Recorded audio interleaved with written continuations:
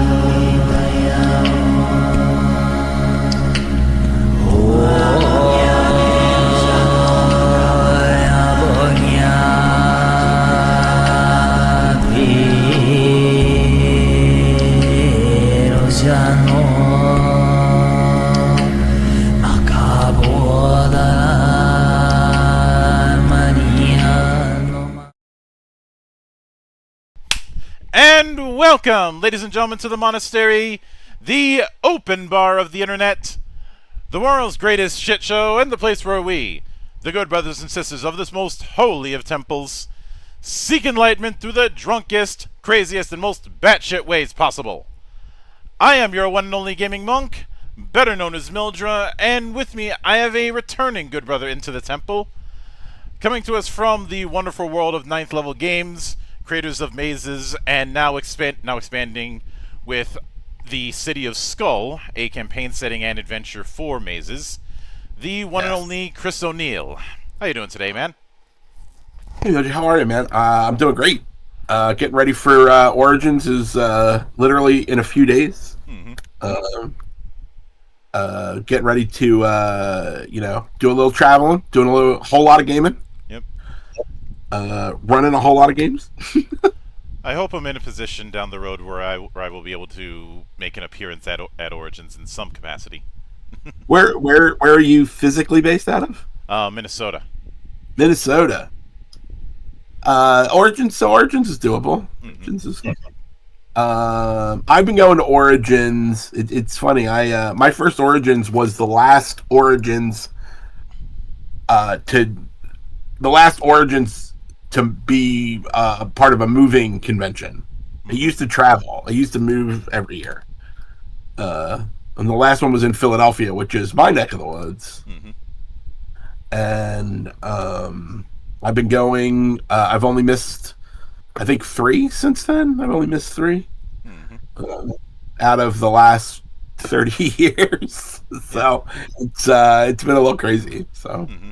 So obviously this is far from my first rodeo when it comes to mazes. I'd say this is my 3rd rodeo. As far as,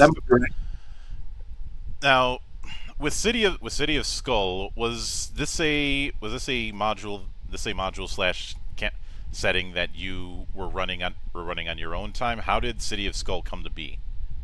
So City of Skull is really, if you want to think about it, like you're talking about that, it's I brought 2 different game worlds that I was playing in my home group together.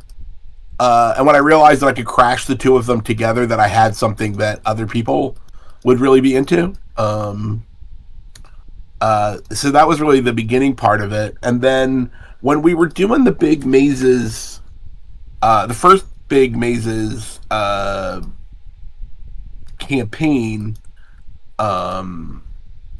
we were thinking about, at the very end of the campaign, we were like, hey, what people want to know a little bit about what we're thinking about doing next. And at the time, I was really thinking about City of Skull, so it was like, we're talking a little bit about that, and that kind of got the ball rolling to be like, okay, I think people want to see this, so let's make it. You said that it was 2. You said that it was a combination of two. And City of Skull is very much leaning into that old school early days of Weird Tales kind of pulp. I think the two biggest influences, pulp influences, to City of Skull are the early stuff from Michael Moorcock, and the everything from Clark Ashton Smith. So Clark Ashton's early days of pulp mixed with the 1960s sword and sorcery of Michael Moorcock is really the biggest influences. Especially considering the fact, and when I start to explain the elves of the City of Skull, people are like, "Oh, that kind of sounds like a Melnibonian," and it's like, yes, it does. you would be correct, my friend. And I am glad that you specified that, since someone saying that they are drawing inspiration from Moorcock could go in a lot of different directions.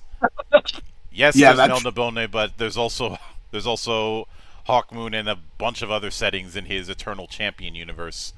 So Any? Yeah, and I love all of them. I would love to do. I would love to play around in Hawkmoon. I'm a huge fan of Hawkmoon. Mhm. I'm a huge fan of Count Brass and like the stuff that happens later Mhm. in the Hawkmoon stuff. But I'm not the biggest Elric guy. But I love the Melnibonoans as bad guys. I Mhm. think, and one of the things I think is missed in a lot of Moorcock's stuff is the fact that he paints them as bad guys, but we never really get to see them as bad guys.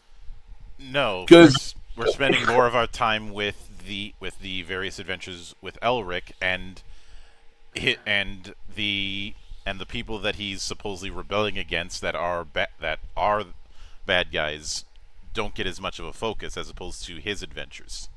right, and I mean, he starts out and right away just like kills them all. Like the first thing that happens is he murders them all, and so we have to like kind of take his word on how bad they were. And that's definitely an influence in the game because City of Skulls starts out with the premise that says the elves found a world, and when they found that world, they went to war with the dwarves and the orcs that they found there, Mm-hmm. and they won.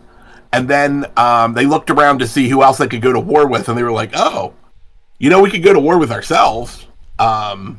I don't like any of these other elves," and so they end up destroying themselves and leaving behind kind of a post-apocalyptic weird world, Mm-hmm. uh, which is where our story starts. Um, Yeah, I can certainly get that. And there's plenty of prog style music if I'm running this setting that I'd probably use as a backdrop. absolutely, absolutely. Especially, and this may sound a bit odd, but especially some of the musical stylings of Philip Glass.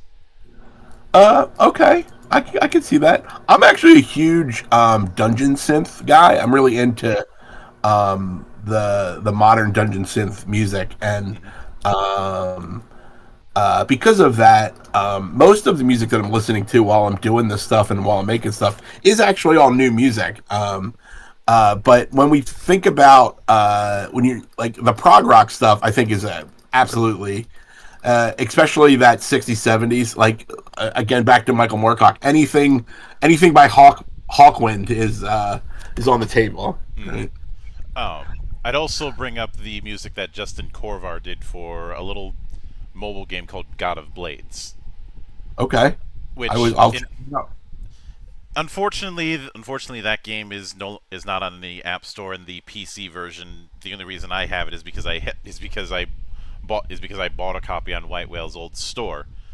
But it itself was a tribute to that same style of pulp, Okay. and a cute thing that the mobile version did was that there were certain swords that you could only unlock by playing the game in a library or a bookstore. Love it. Uh, but now with that in mind, with the City of Skull, as I understand you, it is it the idea with the city is that this is this last bastion kind of thing. The kind of thing that what isn't far removed from the points of light philosophy is a certain edition that I'm supposed to hate but don't had. Again, that's a great.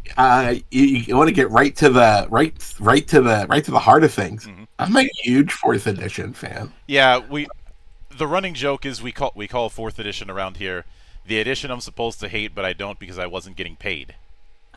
Right? Yeah, it's a very different kind of situation. You can pay me to hate a lot of stuff, but yeah, I actually really enjoyed. I played a lot of fourth edition. Hmm.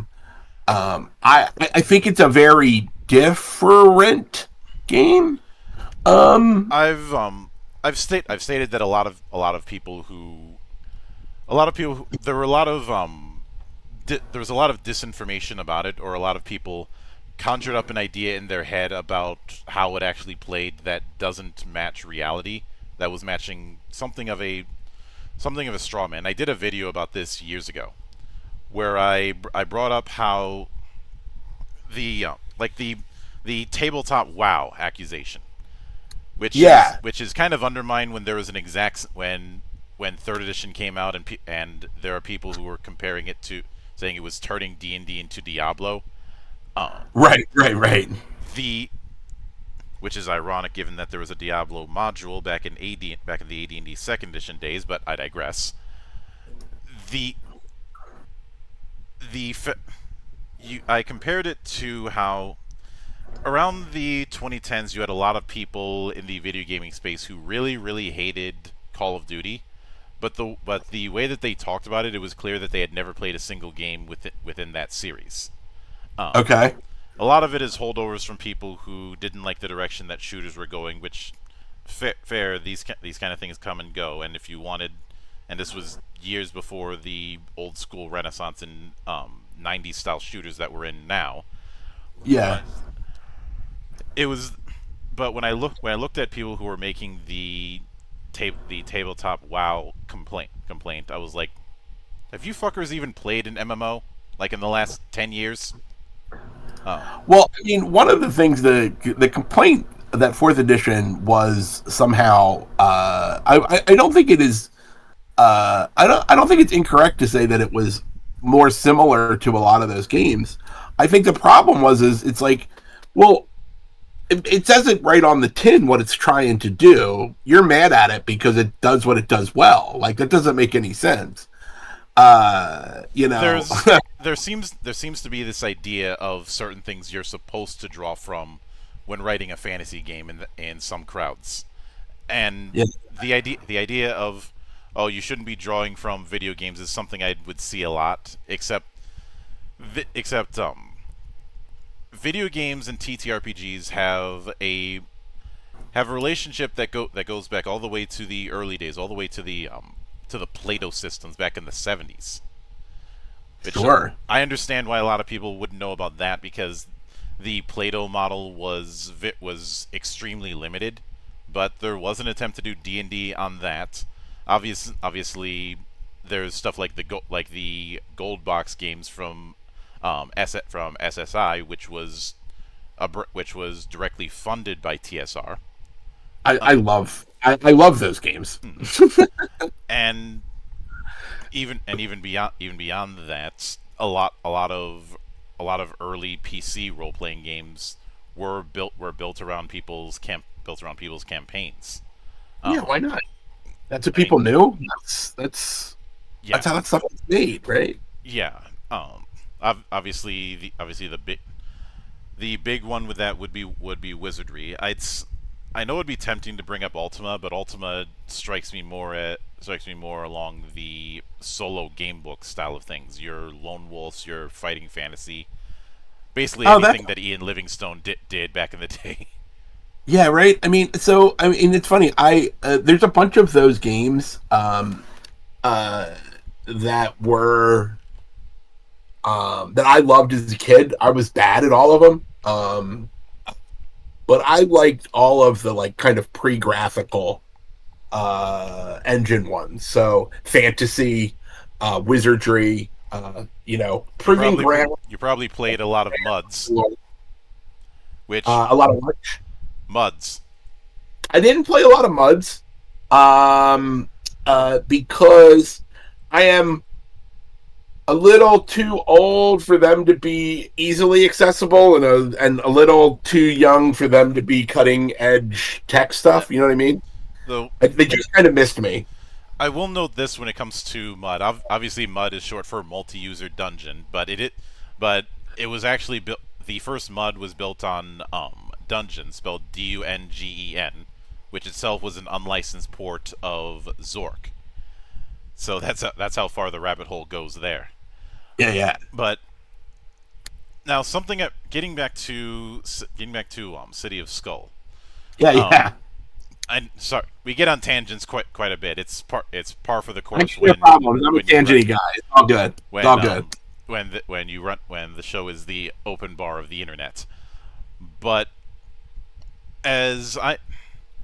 one of the things that I did want to kind of dig into this is that this is being developed as a as it in both expanding on mazes and doing its own doing its own world, including including some particular expansions to what's present. I guess one of the first ones we can get in is the fact that hex crawling and campaign stories are part of City of Skull. So how is hex crawling going to work within the sandbox of mazes?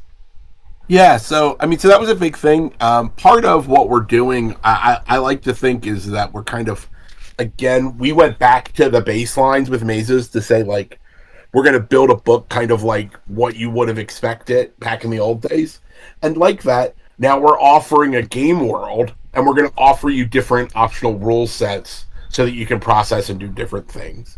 And the two most commonly asked for rules for mazes were, hey, I'd like to look at persistent advancement in characters, and I would like to look at, how do we do hex crawl exploration. And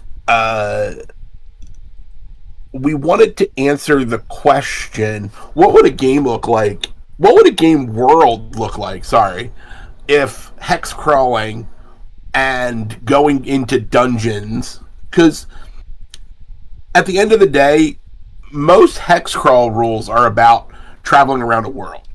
Mm-hmm. But originally, they were about traveling around the world to find new dungeons. And that's basically what we are focused on. So we're focused on this idea that it's about trying to get through the wilderness to find a dungeon, and then we're going to go into that dungeon, and then we're going to go back home. Mm-hmm. And so we're building all those rules. So some of the rules are a little more, I don't want to say board gamey, but they're definitely more laid out as actions that you're taking outside of the role-playing game. Similar to what we developed for Return to Dark Tower. And the stuff that we developed in Return to Dark Tower caused one of my writers, Patrick Clapp, Patrick, who was writing an entire book for this City of Skull, totally amazing designer, great adventure writer, has been dying to build a hex crawl system for mazes. He's a huge fan of Forbidden Lands and a lot of games that are about that idea of, okay, we're going to travel. What does that mean?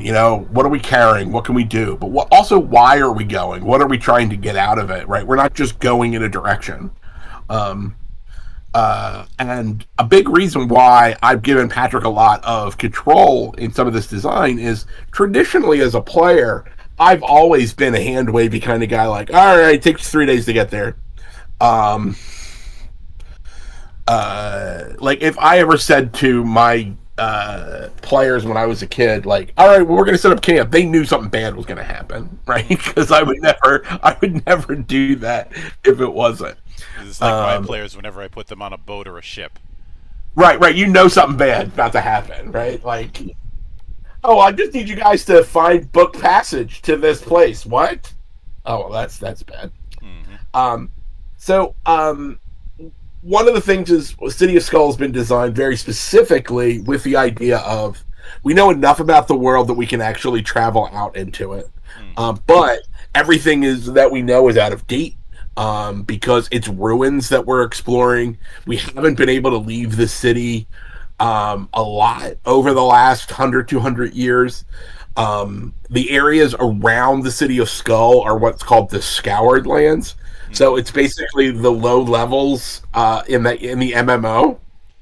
Mm-hmm. Like, everyone goes outside, and it's still dangerous, but it's kind of under control. You know what you're doing.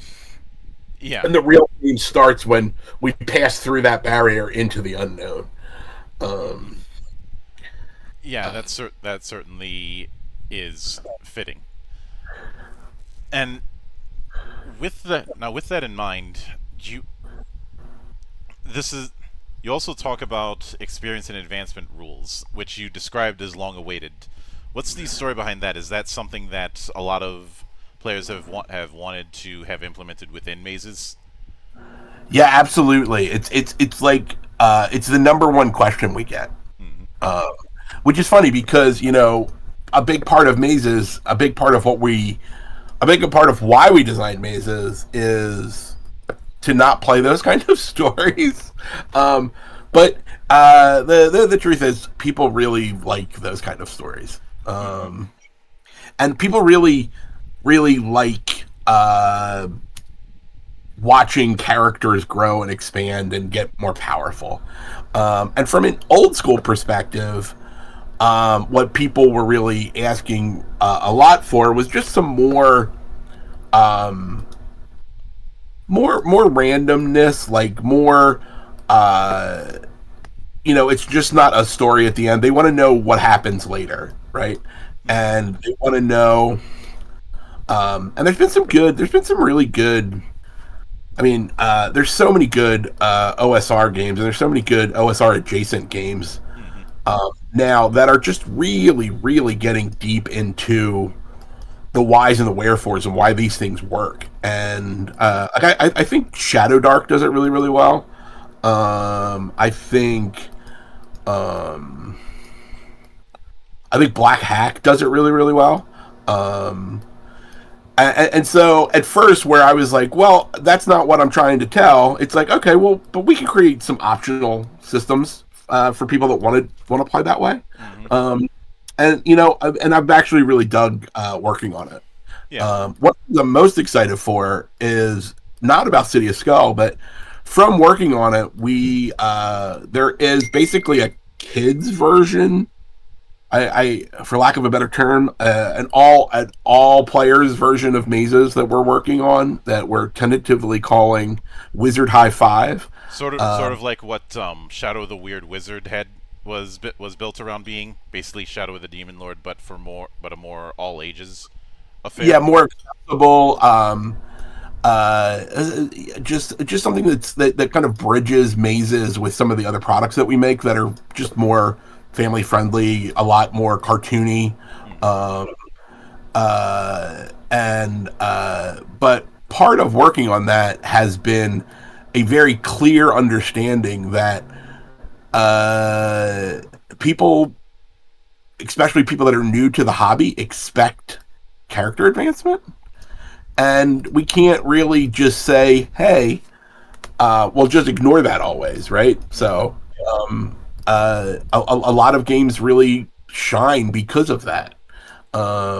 And so building some of those things has been really kind of fun. Yeah. Uh, in City of Skull, our focus is we're actually offering two different leveling systems. One's kind of a more basic milestone system that will basically allow you to gain some new and control your character a little bit better from a mazes perspective. Mm-hmm. That also includes some things that basically give you a little more control in the game world. And the other one is an actual level system that we have previewed in our How to Build with Polymorph system that we released earlier this year as part of um, Zine Quest. And the function of the function of that leveling system is more just really around the idea of saying like, okay, I'm going to compare my level to your level to determine if there's some kind of advantage for me. Mm-hmm. And it gives you a lot of controls. You can decide which way it's going to go and how much it's going to happen. Um, so so you start at the beginning and say like, okay, well, my game is I'm gonna use a limited number. So in City of Skull, if you choose to use the leveling system as opposed to the achievement system, it will be 9 levels. There's 9 levels in play, Mm-hmm. and the question will be a hazard's level is also its default danger. So we're not going to add any complexity to things. Yeah. But so if something's danger is currently 3, it would be a level 3. It'd be a level 3 creature, and it's stated in mazes, but it's kind of hidden under. You have to dig pretty deep. Where it says that if you're looking at old school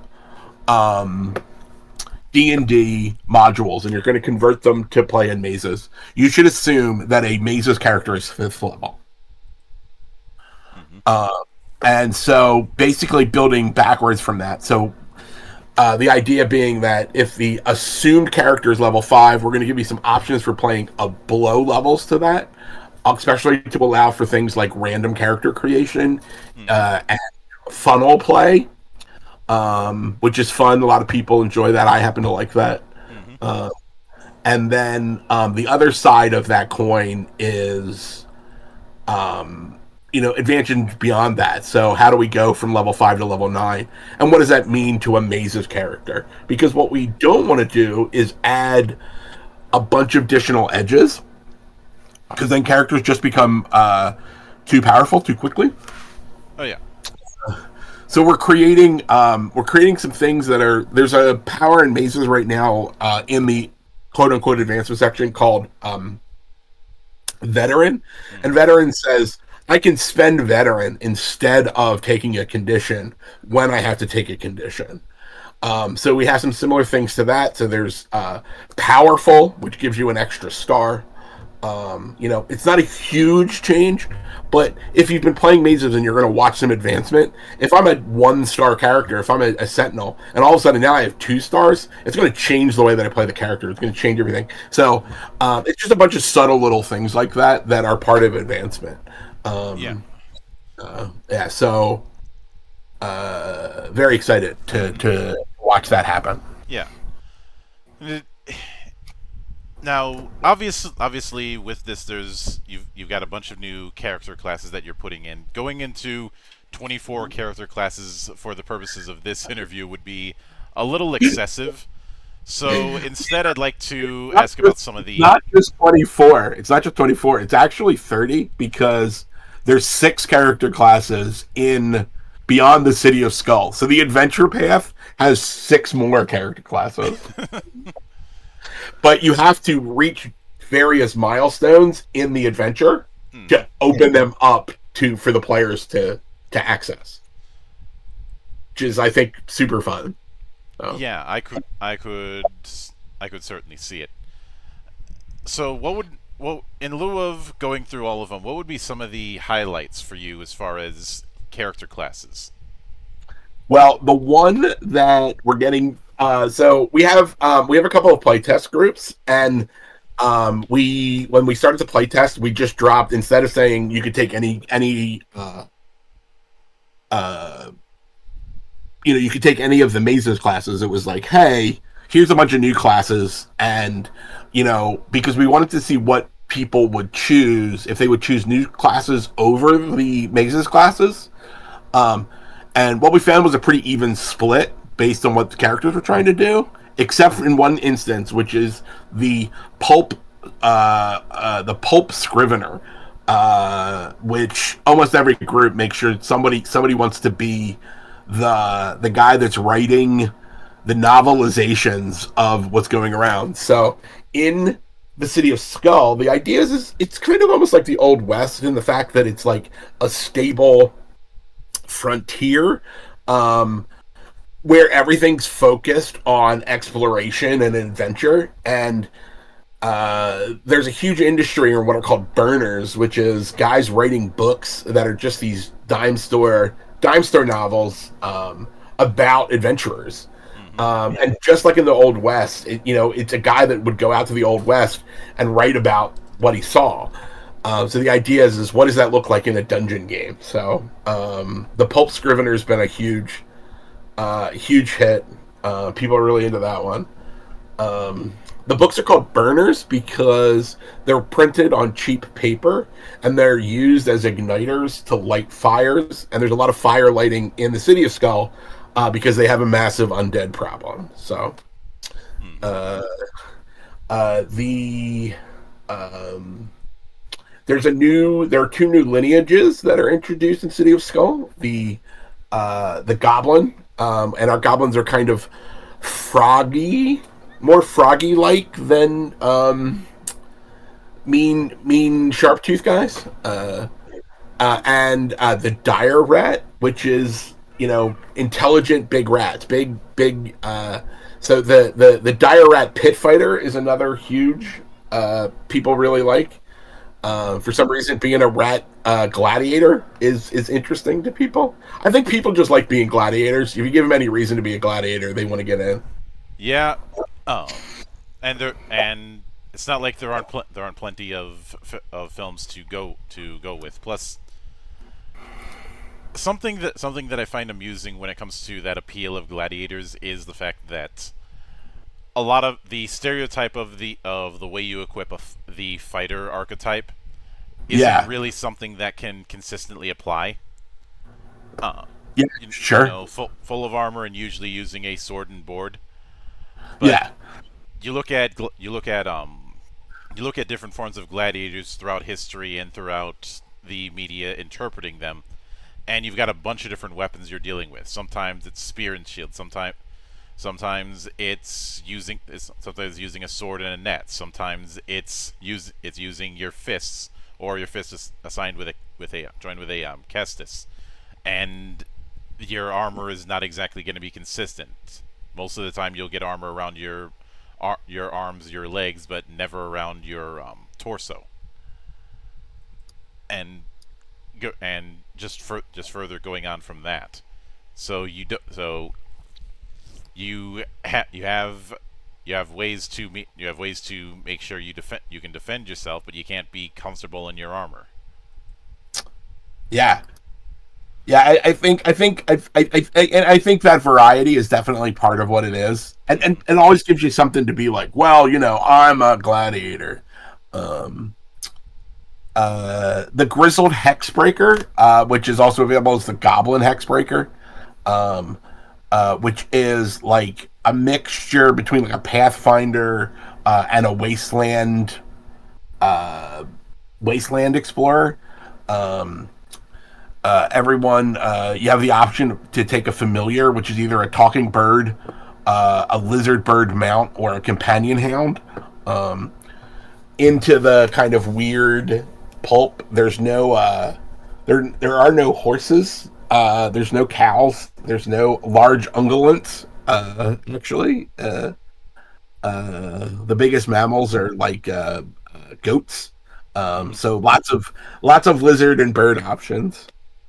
Um, Another one of my favorites in the new is the brave torchbearer.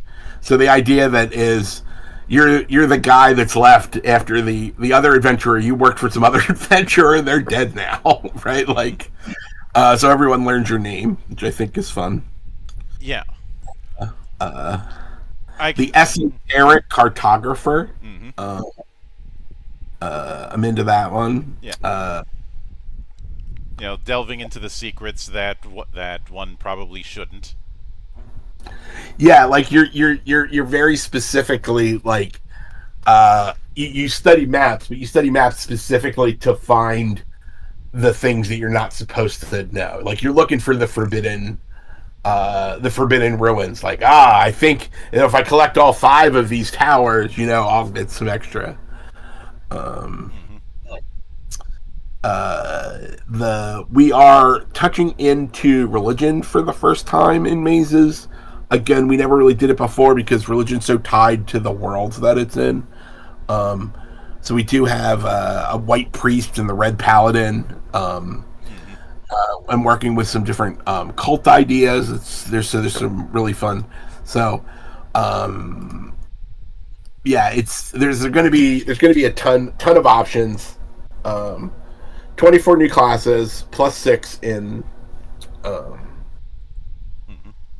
that are tied to the Beyond the City of Skull adventure. Yeah, I can certainly get that. Now, another aspect that is worth noting, and maybe this is the first time it's been done. Maybe it hasn't. I haven't checked, but you're also doing the Prison Tomb, which is meant to be a solo adventure using mazes. So it's like a solo adventure. I don't think anyone's ever done anything quite like this before. So we were talking earlier about some of the questions that we get all the time that I talked about with that are generally about, hey man, can I get some character advancement up in here? Another big question that we always get is can I play this solo? And it was never something that I really thought about because it's not a way that I play. But then there was a really interesting video by a solo gamer does serious videos about solo gaming and was like, oh, Mazes is a pretty good game for doing solo because of the way it works and the controls. So we actually said, my partner and the CEO of Ninth Level, Heather, was like, well, what can we do? Let's think about it. Let's work on it. And so we came up with this concept, and the idea is it's a solo game, and it has an adventure. You're following an actual adventure, which the adventure idea is this takes place 200 years before the current game. And you are one of these witch kings, one of these powerful elven sorcerers that has made a deal with the devil and lost. And so now you are trapped in this tomb, and you are using your the reason that you're trapped there is because you're also holding the big bad in. And it's a solo game with a bunch of journaling and creation options. So you'll be faced with different activities in the game through different time periods. And then you'll make decisions about what you want to do. And it's going to involve you drawing dungeon pieces and creating monsters, and then pitting those monsters against different attacks and things. And when you're done, it's going to be, all right, take all the stuff from all of these pages and do these things and put them together, and you will have a playable adventure module that you could play with your friends. But an adventure module where you'll know everything about it because you had already played it. And I just think it's really different. Definitely kind of excited to see how it plays out and what that looks like. So yeah, I can certainly get that. Now, with that in mind, what would you be shooting for as far as a page count for at the very least City of Skull? I know you say approximately 256 pages. Yeah, which I think among graphic designers may as well be a magical number. 256 is a magical number.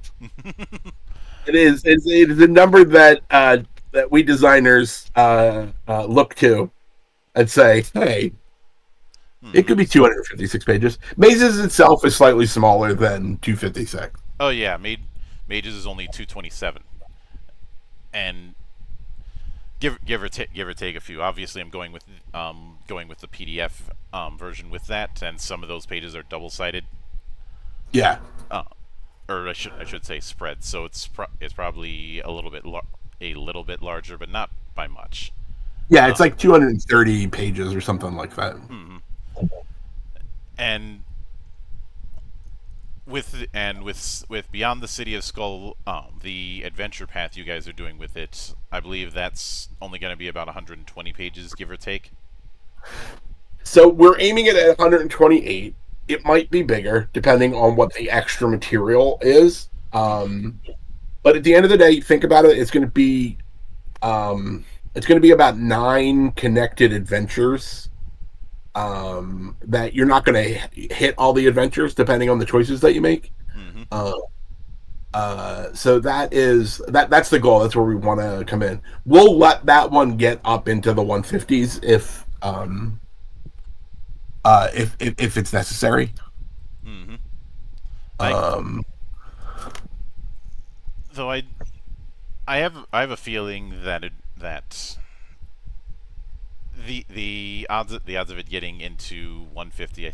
I'm not going to say it won't happen, but I have a feeling it's going to be a very low a very low odds kind of thing. uh, Trick likes the right words. So, Yeah, uh, I know that feeling, and sometimes with somebody who likes to write words, it can be hard to get them to stop. yeah, it can be, and you know, my primary goal is to make sure that uh, that he gets all the space he needs to Mm. do the story right and do the story that he's trying to tell right. Yeah, So, um, and I will certainly look forward to it, and I do want to give my congrats on how well it's currently doing, because at the time we're recording this, you guys are at 37.3 thousand with about 11 days to go. You were originally shooting for 15K, so you've more than doubled the goal. yeah, you know, it's always hard Mm-hmm. figuring out where the goal should be because you don't want to ask for um uh you don't want to ask for what you don't need. But at the same time, you know, you want to maximize. You know, uh, the more we do, the more we're going to do in the project. We already have a couple of really cool stretch goals going on, um, and the latest one is really around the in-world card games that they play. So creating a deck of unique cards for people in the city of Skull to Why am I getting uh, flashbacks to Three Dragon Ante? it won't. It's nothing. It's definitely for more what I would call traditional card games. Gambling. It's more about gambling than it is about anything else. Yeah, Uh, it's just when you talk about making a physical version of an in-universe card game, that's something that immediately comes to mind. yeah, because that was a big push for that game, right? Right. That was Three Dragon uh, Ante was third and fourth edition. Um, yeah. It was, the uh, version I have is the one during the fourth edition run. But they're more or less the same game. It's just one of them I'd say has a bit clearer text.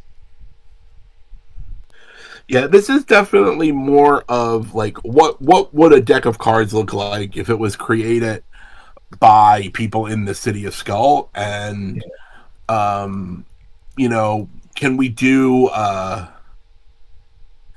you know, what does the divination look like with it? What does what you know, what's the poker like game?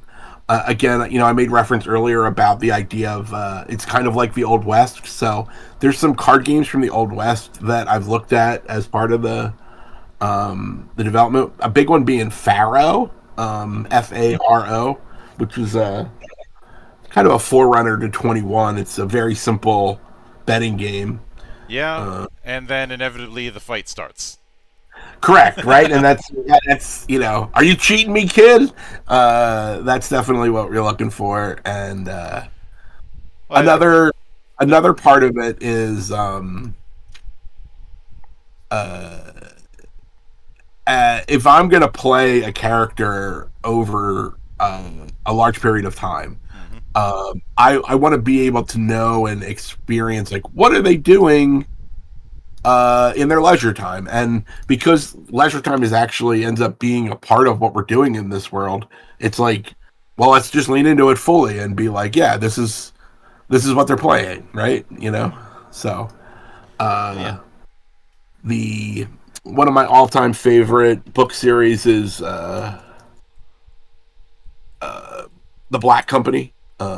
yeah, which that's And getting into the. the characters in that game are always playing a game called Tonk. Mhm. Um, and want to make sure that we have a version of it playable. It's fun. It's funny you mentioned the Black Company, given the fact that that's getting the TTRPG treatment soon. Yeah, for the second time. Hmm. So There was a Chris Pramis wrote a version of it years ago. Mm-hmm. Yeah, I'm looking forward to that. Um, I have tried many times to run the Black Company, and I have yet to get a campaign that was continuously playable. Yeah, and if you're doing that, it's not something you could do as like a one shot and still have the same vibe.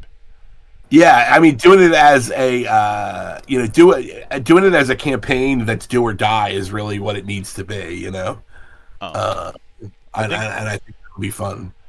So I think somebody who wanted to do that, I'd say, look at some of the things that stole from it, like say Myth. yeah, I've never played Myth. Uh, Myth is an interesting beast, although trying to get the first game's technically abandonware, but trying to get that to play on modern hardware is unique. Are you talking about the video game? Yeah. Oh, I thought you meant a TTRPG. No. I mean, there was a Myth adaptation to GURPS, but that has all the problems that you're gonna have with running GURPS.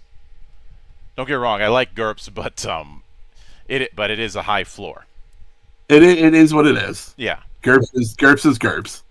But with that said, what would you be shooting for as far as a release window for City of Skull? Not a date, but a ballpark. Uh, our hope is that the books are going to the printer in early fall. Mm-hmm. So a release date would be, January. That's our hope. Yep.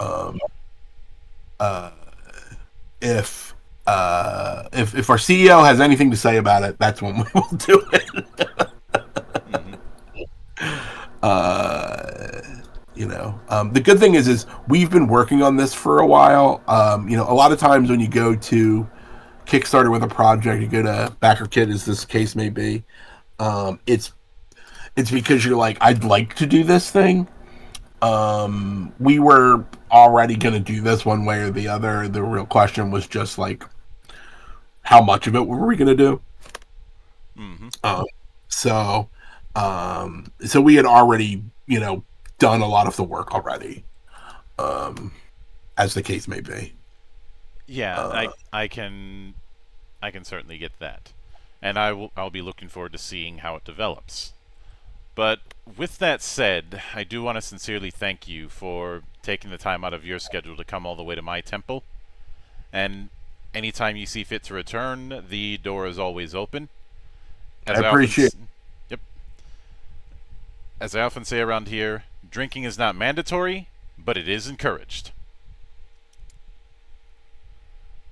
And, of course, a sincere thanks goes out to everyone who took the time out of their schedule to come onto the show and enjoy the madness. And there will be plenty more where that came from, as there always is here, on the open bar of the internet. But until then, on behalf of the good brothers present and not present, my name is Mildra, I am your gaming monk. Stay fucking frosty, everybody!